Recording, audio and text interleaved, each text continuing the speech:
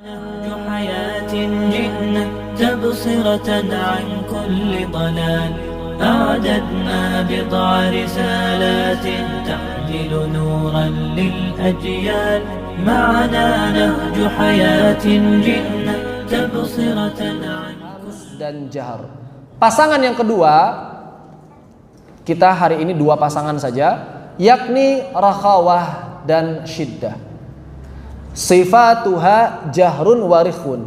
Bisa dibaca rakhawah, bisa juga rikhwah. Boleh. Membacanya sebagian ulama bilangnya rikhwah. Rakhawah atau rikhwah. Tanpa alif kalau rikhwah berarti ya.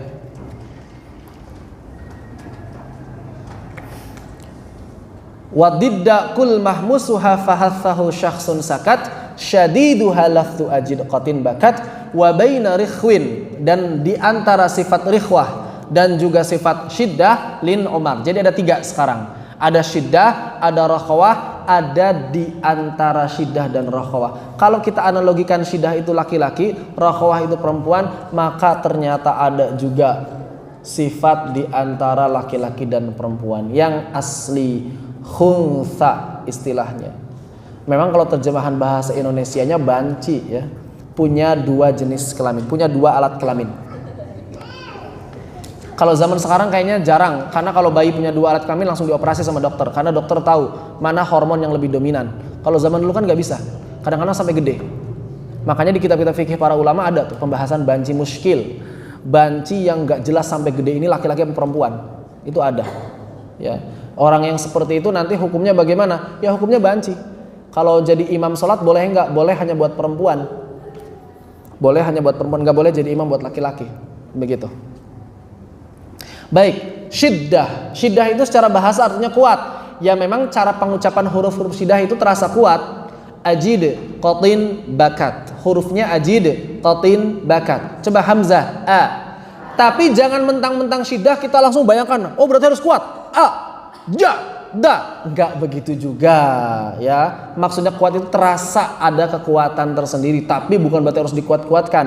Makanya yang enak itu lihat apanya? Lihat makna istilah. Apa istilahnya? Tertahannya suara.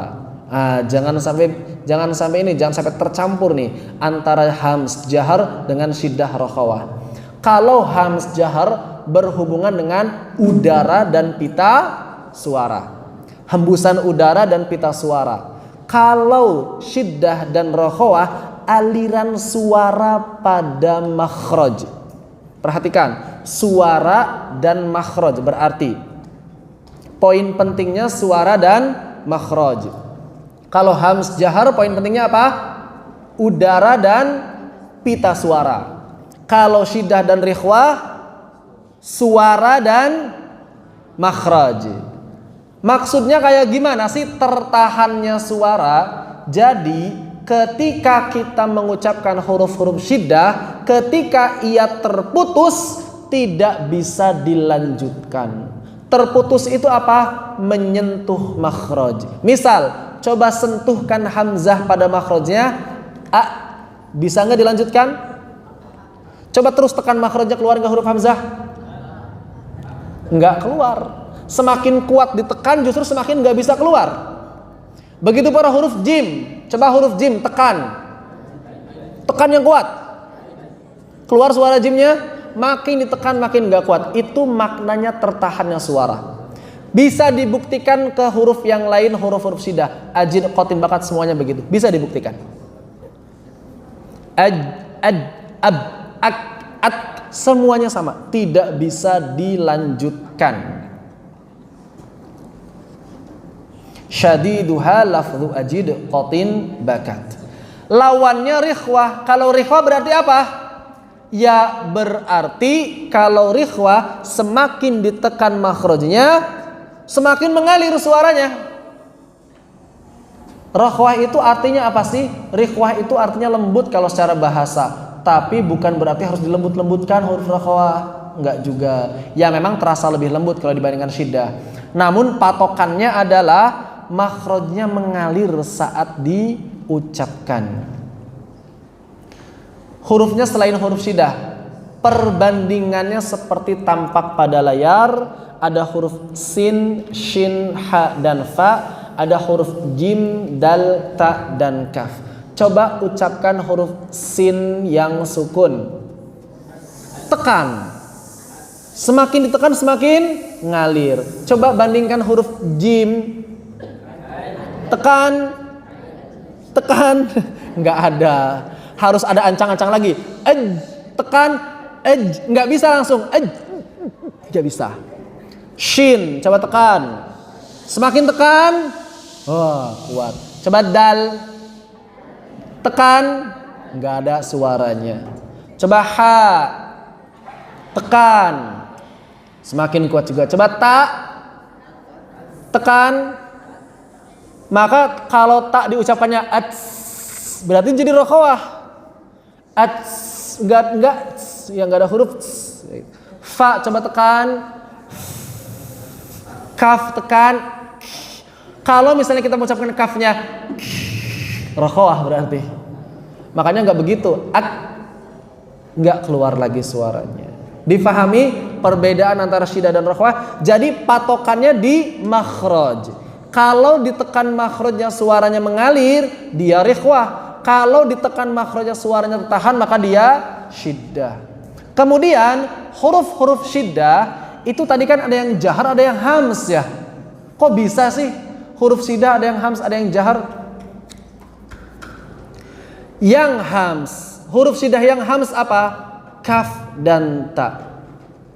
Kok bisa syiddah tapi hams? Kayak gimana cara menggabungkan keduanya? Makanya ada sebagian orang yang mengatakan ya sudah ketika syiddah disyidahkan, gak usah ada hamsnya. Enggak, mereka berdua syiddah dan hams ini sifat lazimah. Artinya mesti diucapkan dengan kedua sifat tersebut. Ketika berharokat misalnya huruf kaf, coba ucapkan ka. Seperti ini. Kalau gerakan lambat ada udara yang berhembus saat mengucapkan kafnya. Nah begitu. Ka. Jadi nggak begini. Ka. Tapi ka. Kenapa? Karena ada hams. Tapi juga ada syiddahnya. Ka. Jangan diucapkan kia. Itu jadi rokhawah. Kia itu rokhawah. Ka. Ta juga sama. Ta. Ada udaranya sedikit. Ta. Jangan juga jadi cha. Itu jadi rokhawah. Difahami ya? Terus gimana kalau sukun? Nah, saat sukun, syiddah dan hamsnya ngantri.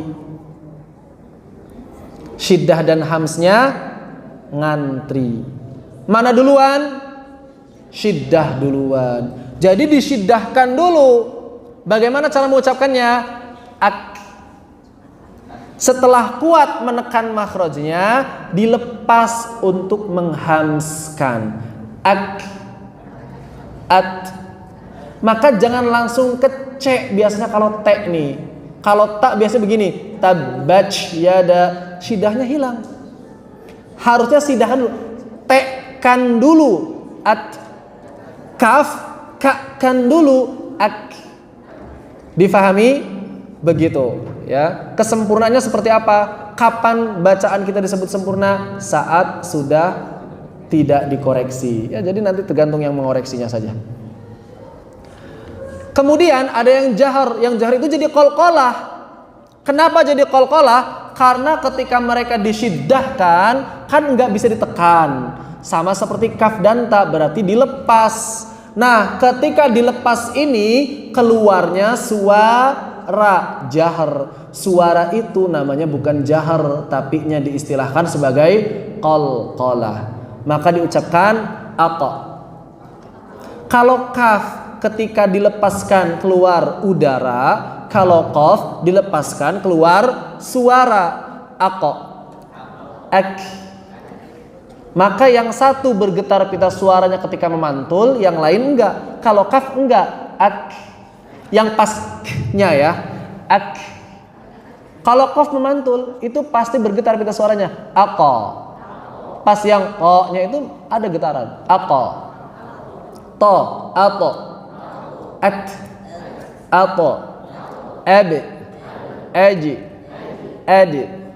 Ada lagi yang jahar tapi nggak bisa mantul. Siapa dia? Hamzah. Terus diapain? Terjadi proses taghyir, perubahan. Diubah jadi apa? Biasanya diubahnya jadi mad. Istilahnya ibdal. Diubah menjadi mad badal. Contoh, amanu dibaca bagaimana? Amanu. Dalam riwayat yang lain musodah dibaca musodah. Kalau enggak diubah bagaimana? Ya biarkan saja terputus musodah. Silahkan. Kenapa enggak dipantulkan? Karena kalau mantul mirip orang kecegukan. Musodah kan kalau kecegukan. Jadi enggak enak dipantulkannya. Makanya tidak dipantulkan. Karakter hamzah itu memang putus suaranya ketika sukun. Oleh karena putus suaranya, sebagian kabilah orang Arab nggak bisa. Hamzah sukun selalu jadi mad. Itu ada yang begitu. Musodah dibaca musodah, mu'minun dibaca mu'minun, karena lebih mudah menurut orang Arab. Begitu. Jangankan yang sukun, yang harokat saja menurut sebagian kabilah Arab sulit. AA buat orang Sunda gampang banget. Ya. Nyebut AA buat sebagian kabilah Arab susah. A'anzartahum, Imam Hafs masih bisa baca a'anzartahum, tapi riwayat yang lain nggak bisa. Jadi baca kayak gimana? A'anzartahum jadi mad. Ada lagi di tashil. Tashil itu namanya dipermudah. Artinya dipermudah. Tapi buat orang Indonesia jadi dipersulit ya. Buat orang Arab dipermudah. Anzartahum buat mereka lebih mudah, buat kita jadi susah. Mendingan anzartahum aja kan buat orang Indonesia. Begitu. Itulah hamzah. Jadi hamzah ini termasuk salah satu huruf yang dianggap paling sulit di Arab. Kalau di Indonesia dod sama ain, kalau di Arab enggak hamzah. Kalau di Arab itu kok aneh ya hamzah. Ya tiap orang punya kebudayaannya masing-masing. Makanya kalau ngomongin makhraj sama sifat, jangan pakai logika kita, nanti nggak nyambung. Pakai logika orang-orang Arab. Atau ya bayangkan saja orang Arab itu mikirnya begitu loh gitu. Jangan pakai logika kita. Kayak misalnya huruf kuat, huruf lemah. Kok ini kuat sih, ini lemah, nggak dibalik aja? Ya nggak bisa begitu. Itu logika orang Arab. Jangan pakai logika kita. Begitu. Difahami sampai di sini? Baik. Kemudian kata Imam Ibnu Jazari, ada sifat yang banci. Namanya apa? Yang nggak ada namanya. Namanya pokoknya di antara syiddah dan rakhawah. Makanya para ulama nyebutnya apa? Tawassut. Artinya apa? Pertengahan. Ada juga yang nyebutnya apa? Bainiyah. Artinya apa? Di antara. Makanya disebutnya khuntha. Ya, kalau laki-laki di antara laki-laki dan perempuan. Khuntha itu apa? Laki-laki dan perempuan itu gabungan khuntha. Apa saja yang termasuk bainiyah dan tawassut? Yang termasuk bainiyah atau tawassut adalah lin Umar. Kenapa lin Umar disebut bainiyah atau tawassut? Karena di satu sisi mirip laki-laki, di sisi yang lain ada sifat keperempuanannya, begitu. Jadi laki-lakinya nggak sempurna, perempuannya juga nggak sempurna. Kalau laki-laki jelas syiddah misalnya, tertahannya suara. Kalau perempuan jelas rikhwah, mengalirnya suara. Nah ini disebut tertahan ngalir, disebut ngalir tertahan. Kok bisa? Kita buktikan. Misalnya huruf lam dan huruf ro. Ini karakternya sama, lam dengan ro. Karakter bainiyah lam dan ro itu sama. Kayak gimana? Coba ucapkan lam sukun. Coba tekan. Ngalir enggak? Ngalir sih. Ada sihnya ya. Ngalir sih. Tapi kok beda alirannya sama sin? Coba alirkan sin. Coba saya mau nanya, perbedaan aliran sin dan lam itu di mana? Coba ya, kita rasakan ya. Coba kita rasakan dan kita bayangkan jadi orang Arab lah. Pakai logika, pakai dzauq, pakai rasanya lidah orang Arab. Kemudian sin. Coba di mana bedanya? Bukan udara suara. Kalau gitu saya ganti jangan sin. Zal. Zal rokhawah kan ngalir ya. Coba. Sekarang lam. Tuh di mana bedanya? Sama-sama jahar ya. Tapi yang satu itu ngalir di makhrajnya, dzal. Coba perhatikan dzal. Yang membunyikan itu selain pita suara juga makhrajnya.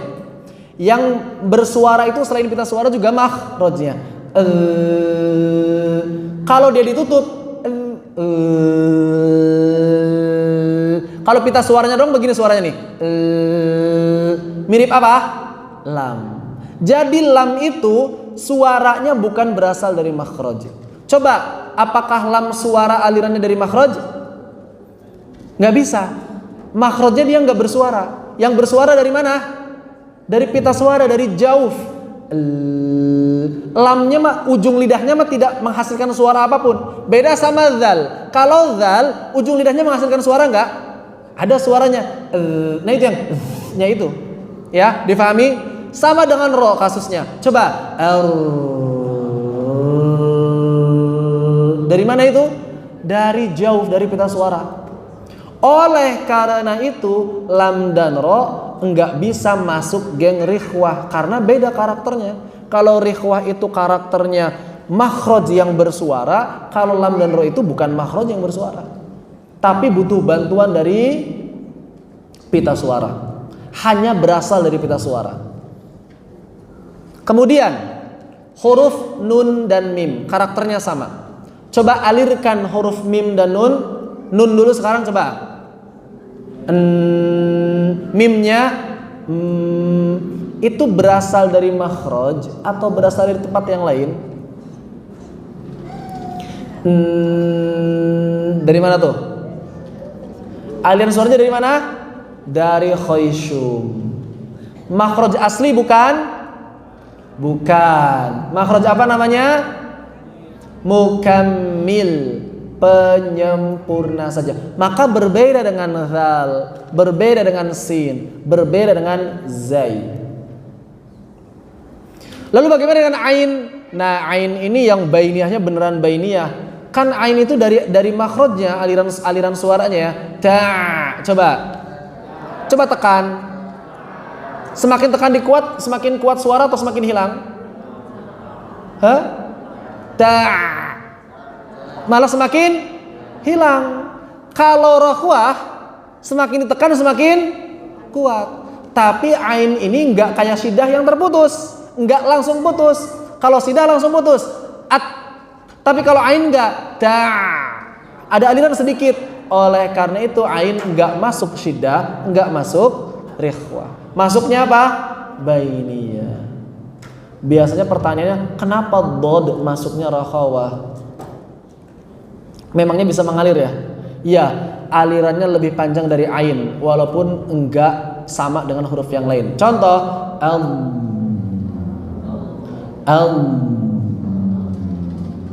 ada aliran beriringan dengan istitolahnya. Jadi dod harus mengalir, enggak boleh mengucapkan dod langsung dilepas. Aldo nggak bisa, itu namanya syiddah.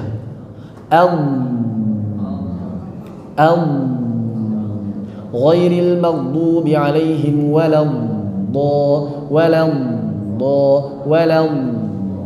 begitu. Difahami? Ini perbandingan antara syiddah, rakhawah dan bainiyah.